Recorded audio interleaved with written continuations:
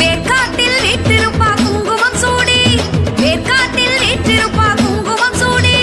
சமயபுரம் சந்நிதியில் தாயானா கோயிலில் தீயானா